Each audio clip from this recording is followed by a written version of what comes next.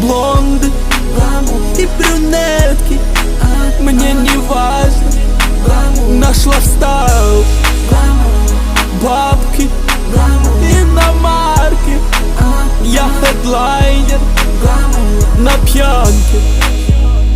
Классно, когда бабки